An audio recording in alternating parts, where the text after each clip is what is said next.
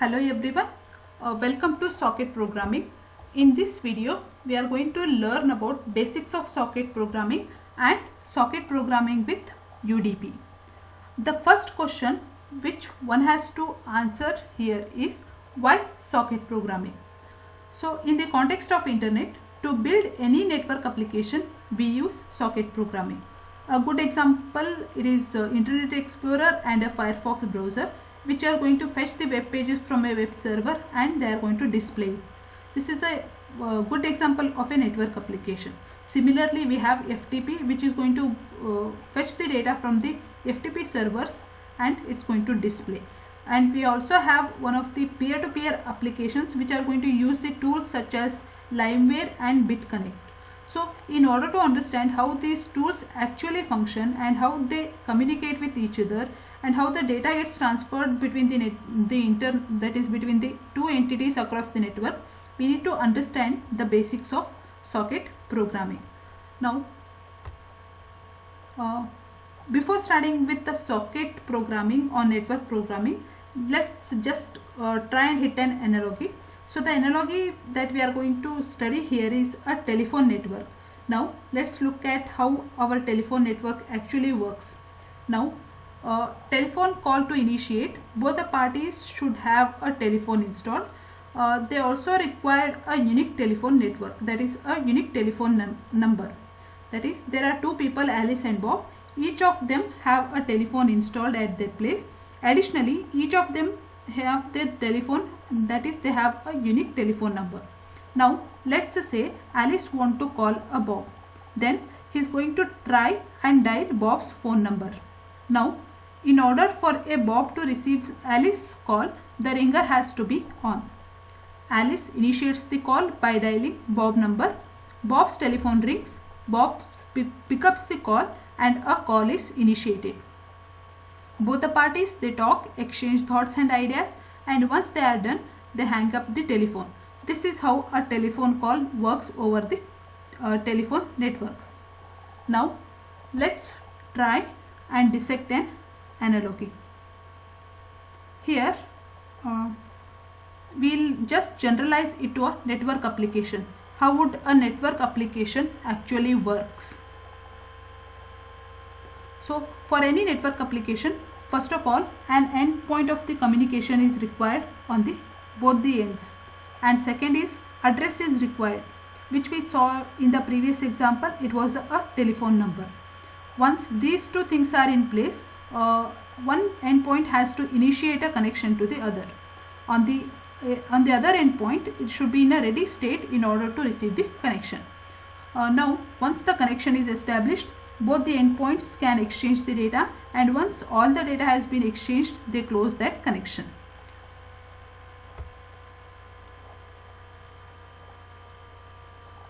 So bringing this analogy into the world of sockets, that what actually we do while programming. So to create the endpoints for communication, as far as network programming is concerned, we use socket call. Now the unique phone number or the address that we are talking about, which we are going to assign it to the endpoints, it is done through a bind.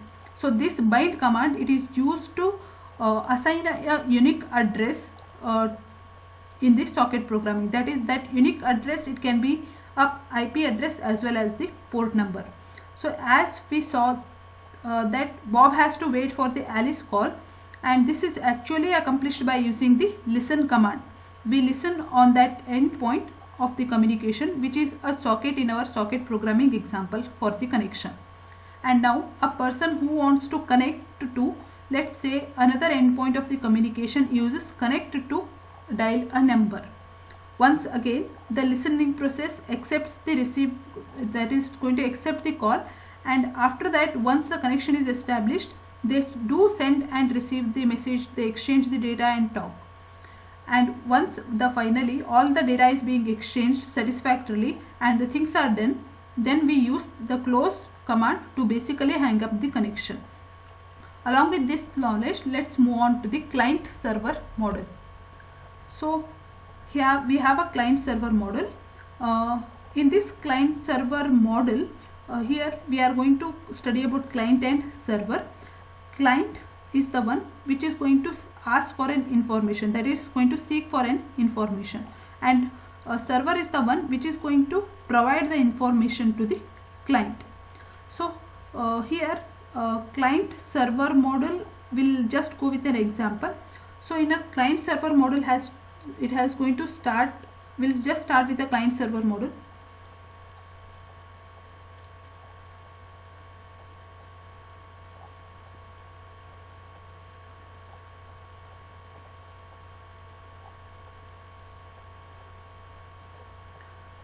Almost all the communication in a network programming can be fit into a client server model. So a server can actually be described as an entity which is a provider of information, and client is a seeker of information. An ideal example would be that we have a Apache server which is providing a web pages. This contains a lot of data, and a client like Internet Explorer or Firefox goes and fetches the data from the Apache web server. So now, to basically put it, how the whole model works for an real operation to be concerned. So just we'll consider a startup. Here the server has to first start up and wait for the client to connect to it. After a client successfully connect to it, the client might request for some kind of information. Let's say in case of our web page exam, that is web server example, Internet Explorer might ask for an yahoo.com web page from the Yahoo server. Server, it's going to check for the resources. If it has a web page, then in that case it's going to send back the web page to the client, which is going to be displayed on the client screen. On the other hand, this is the client is going to disconnect from the server, and the server, it is going to again wait for the more clients. This is how the client server model works. Now we'll go with the socket programming. Here socket, it's going to be a door between the application process and end-to-end transport protocol. So here socket, it's going to act as an interface between the application and a network.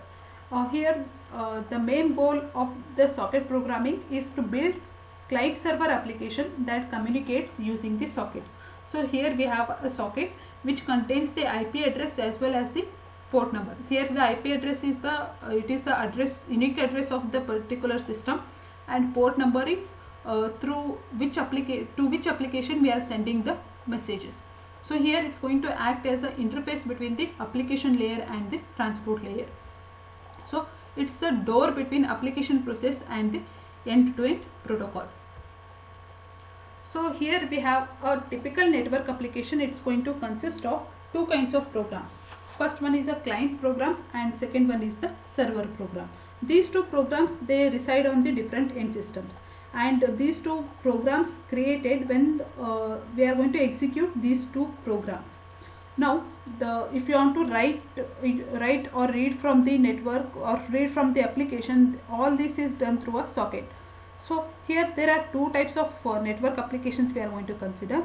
The first one is implemented on a protocol standard such as RFC or some other standard or some other document, whereas the second one is proprietary network application. We'll just go with the first one, that is the implementation is done through a like specific protocol standard such as RFC. How this is going to work here is there are certain set of rules that are fixed for a developer. You have a developer, and that developer has to follow the rules before developing the application, before writing the program for client side and server side application. That is here if the developer writes the code for the client program and another developer writes the code for the server program, both the developers, they have to follow the rules so that both the programs, they will be able to communicate and they will be able to interoperate. That is the current network applications what we are going to use, they are written by following those kind of protocol standards such as RFC or some kind of documents. The example here is Firefox browser communicating with the Apache web server, where the browser program is written by some other person, whereas the Apache server program is been written by some other person. Still those two programs will be able to communicate and they will be able to interoperate. So here The programs for the client and server, they are written by the separate persons by following certain rules, and as they follow those certain rules, they will be able to communicate with each other. So they are called as open protocols, or they are implemented with the protocol standards. So they are called as the open applications. The program is open to everyone. The second one is the proprietary network application. So in this application, a single developer creates both client and the server programs, and the developer has the complete control over what goes into the code. There is a single person who has developed or who has written both the codes, that is the client side and server side, and the complete control is with the developer. This kind of programs, they are called as proprietary network applications. And while developing the any kind of network application, we have to think about we have to make a decision that which protocol that we are going to use as the underlying transport layer protocol. It is either TCP or UDP. If it is a TCP, it is a connection oriented and it's going to provide a reliable data transfer between the end systems. If it is a UDP, then it is a connectionless, and it is not going to deliver it's not going to guarantee the delivery of packets in order. So we have to decide which protocol need to be used. So here we are going to come across as UDP, unreliable datagram, and TCP is reliable byte stream oriented. So when we are trying to develop an application, the code we are going to use here is Python, because it has a fewer lines of code, and it is easy to understand compared to other programming languages. So let's just go with the programming with UDP.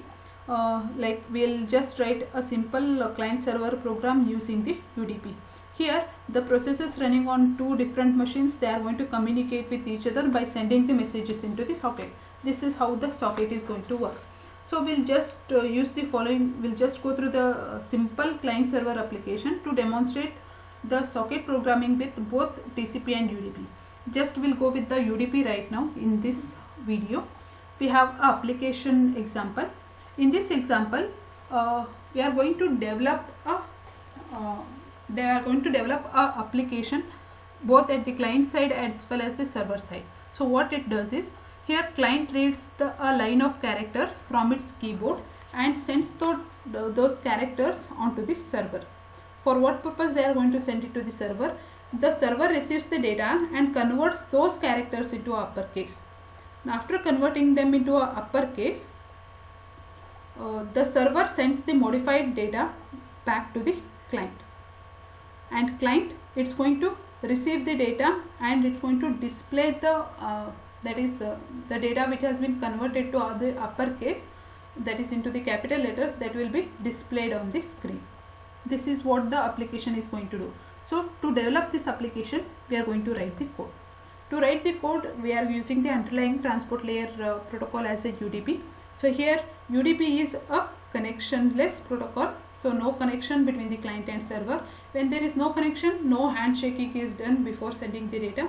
So sender, it's going to explicitly attach IP address and port number on the packet. That is, a client explicitly it's going to specify the destination address as well as the port number on the each packet, and receiver, it's going to extract the sender IP address as well as the port number from the received packet. That is, unique identifier is specified through IP address as well as the port numbers. So here UDP, the transmitted data may be lost or received out of order. That is, so it is called as an unreliable data transfer. Next we have a application viewpoint. UDP provides unreliable transfer of groups of bytes, so we are going to call it as a datagram between the client and server. So when you are using the unreliable data transfer, we use the term as datagram for the packet, and if we are using the TCP, then we use the term segment for the packet. As we are using a UDP protocol, we use the term unreliable data transfer, so we use the term datagram. So we are going for the client server socket interaction in case of UDP. So here when client and server are communicating, the basic thing is always the server is on in a client server model. So when the server is on, which means that the server socket has been created and it is in a on state. So To create a server socket, here we have a command server socket is equal to socket AF inet comma sock dgram.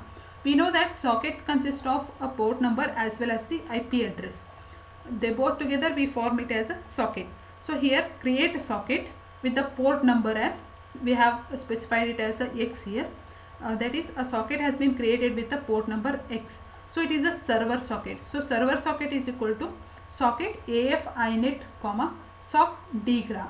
Here AF inet, it's going to specify the family of IP address. So here AF inet, it's going to specify it belongs to an IPv4 family. The IP address what we are going to specify to create a socket, that is a server socket, which means that the server IP address it belongs to an IPv4 family. Here we have sock dgram, which means that dgram stands for an datagram. Here socket datagram. Datagram is we are sending the datagram as a message. So here dgram, it is going to specify we are using the protocol as a UDP. So while creating a protocol, while creating a socket, we specify the IP address of that particular server, and the chosen protocol here is a UDP and it has a port number X. This all has been specified at the server side. Now the socket has been created. After creating a socket, which means that the server is running, that is server is in a on state. When server is on state, we are going to create a client socket. That is create socket. Client socket is equal to socket AF inet, again it's a IPv4, and sock dgram, that is the underlying transport layer protocol is a UDP.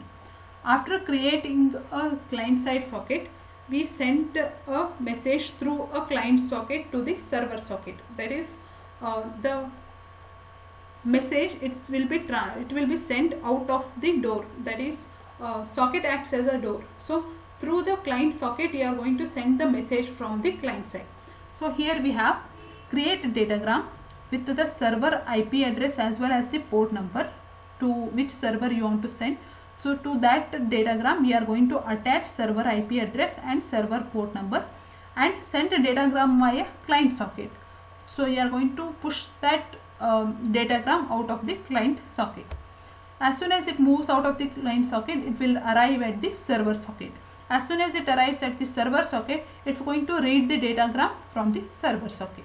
So whatever the message the client had sent, it is going to read. So here we have an example.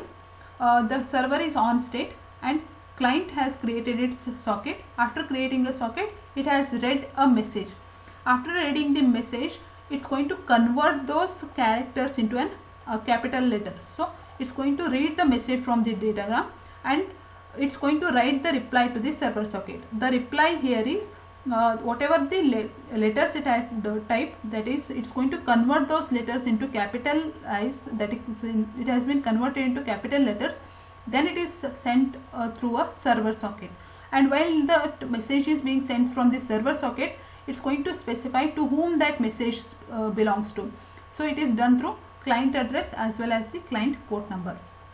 So whenever the message moves out of the server socket, that message has to reach the particular destination. So here client address and client port number, they are the address of that particular message to whom it has to reach.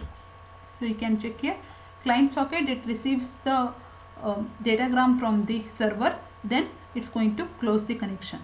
So you can check here, the close socket, it's only for the client. That is, here server is always on in a on state, but client, it is going to be on only when it requires some kind of information. So after receiving the data, that is the converted into a capital letters, it's going to display that message on the client screen, then it's going to close the connection. So here we have programming with respect to, that is in the form of Python. We have a Python UDP client because it's a client side program. The first one is from socket import. So here we are going to include a library function from the Python code, that is socket import.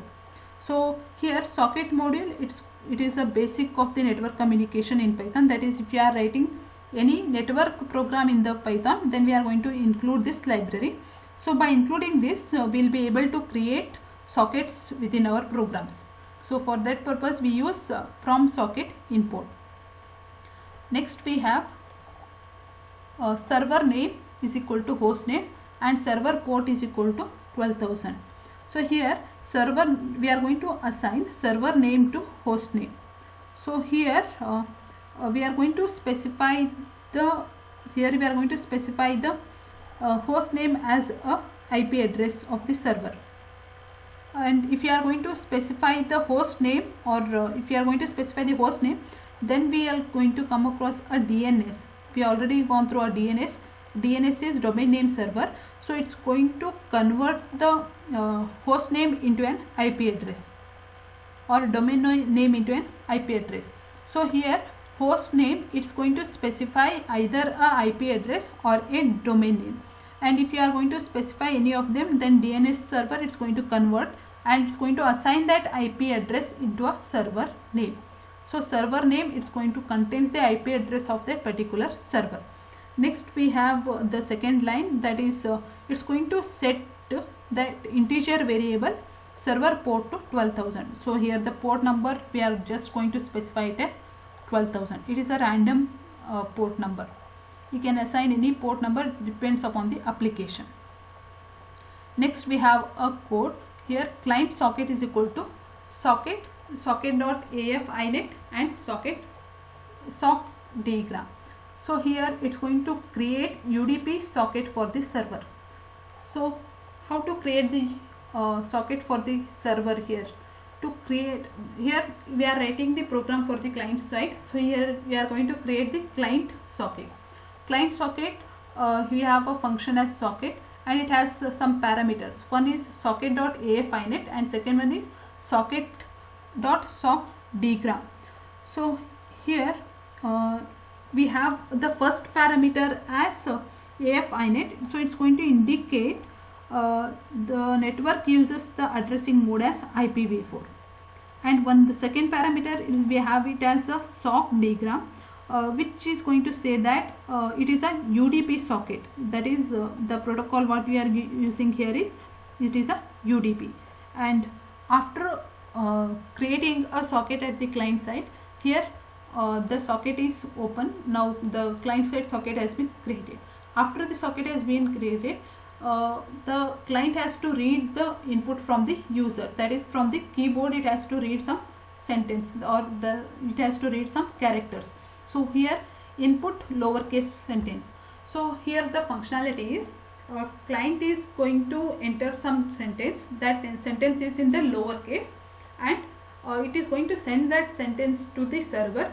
It is going to convert them into uppercase or in the capital letters, and it's going to reply back to the client.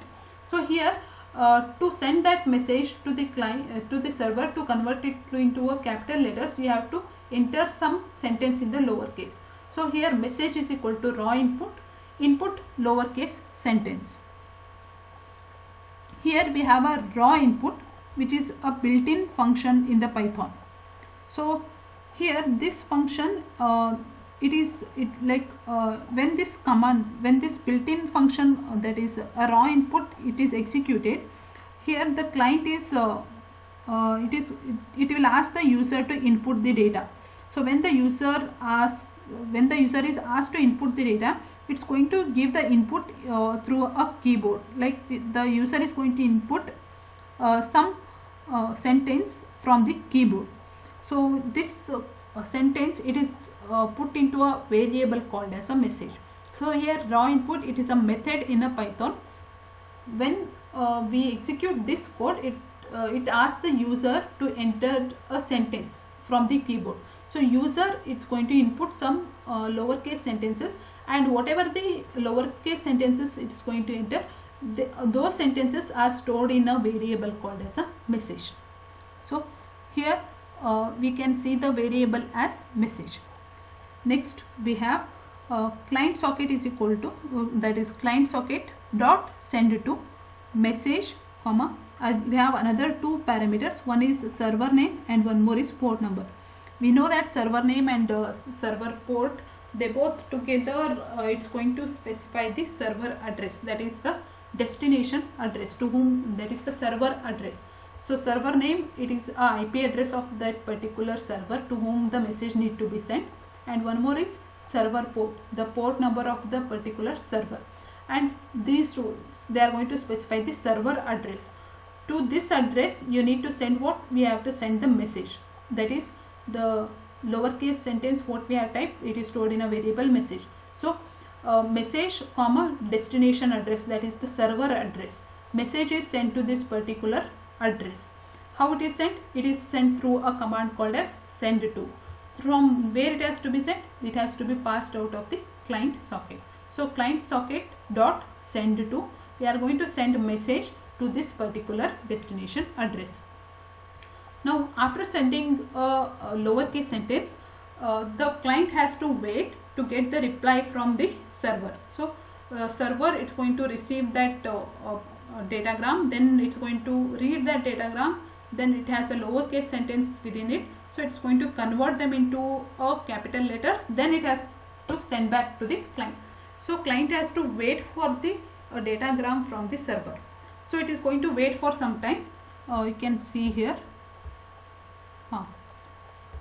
Then after waiting for some time, it will get a reply from the server. After getting the reply from the server, here we have modified message comma, here we have modified message comma server address is equal to client socket dot receive from 2048. So here we have a server address and modified message as the variables. So here modified message, it's going to store this variable, it's going to store the packet data, whatever the data the server has sent, that data is stored in a variable modified message, and the packet's address, that is server address, it contains the server IP address plus server port number. They both from where the packet has received, they both are stored in the server address. So the message that it has received from the server, it is stored in a variable modified message, and server address is both the IP address as well as the IP address plus port number, they both are stored in a variable server address. And there is, you have a receive from 2048.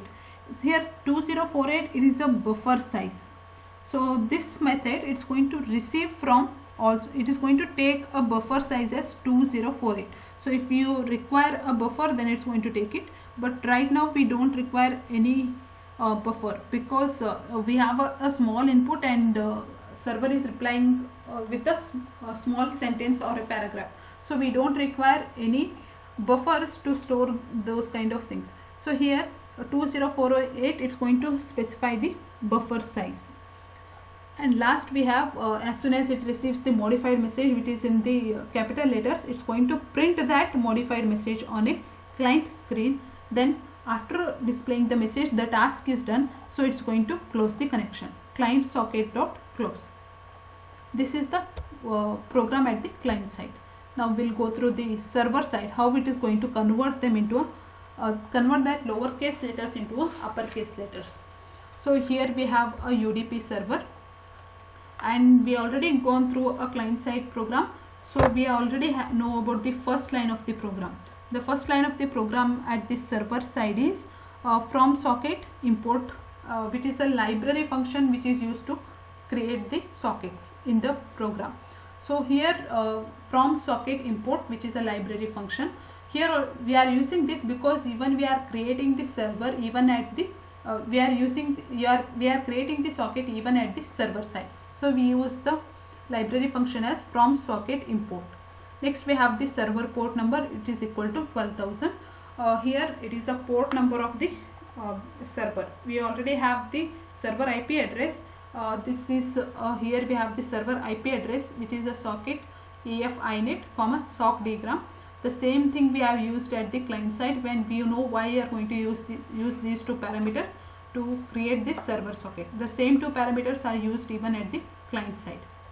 And here we had a variable client socket, and right now we are writing the program at the server side, so here we have a server socket.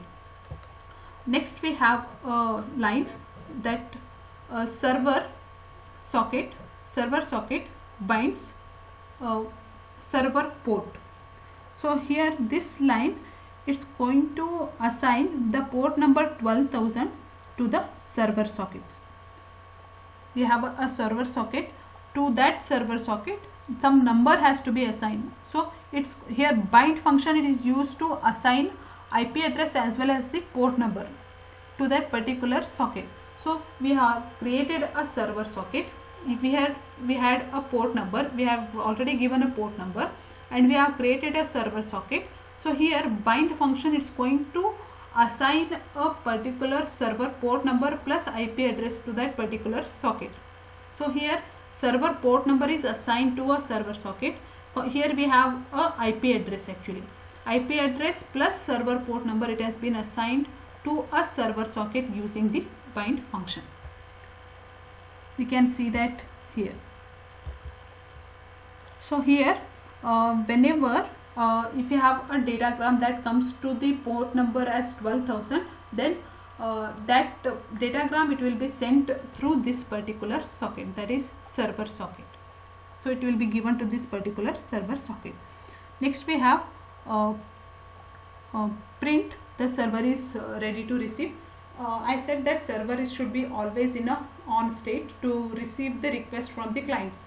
So here while one we are going to use while one, which means that the condition is always true, it's never going to be in a false. So while when is the condition is always true, which means that the server is ready to receive the request from the client. So always this condition is true and always it is ready to get the request from the client. So this loop, it is going to continue again and again. So next we have message comma client address is equal to server socket received from 2048. So this line of code, it is similar to the again the client side program. So when packet arrives at the server socket, the packet data is put into a variable message, and the packet's source address is put into a variable called as client address. So the here again we have the two variables, message and the client address. Whatever the message the client had sent to the server, it will be stored in a variable message, and we have a client address which contains the client IP address plus port number, and again it is a 2048, it is a buffer size we have specified. Now we have a variable message which contains the message that a client has sent to the server. Now this message contains the lowercase letters. Now these lowercase letters need to be converted into uppercase. So message dot upper. So this function converts those lowercase letters into a capital letters, that is into a uppercase letters. Now after converting, it is stored in a variable modified message. After converting them to a capital letters, again we are going to store them in a variable called as modified message. After converting, we have to send this modified message back to the client. So server socket dot send to is used, this command is used to send the message from server to the client or client to the server. So here send to from server socket, we are going to send the modified message to the client. So we are going to specify the client address, and we have a modified message which need to be sent. So here the datagram moves from the server socket to the client socket using the client address. This is how the application is developed for a UDP. One is a client side program and second one is a server side program. The entire task here was to convert the small letters or small case sentence into a capital or uppercase letter. This is done from client and server. Here we have a question. Just go through them. One is demonstrate socket implementation using UDP, and the second one is design network application using socket programming with UDP. Thank you.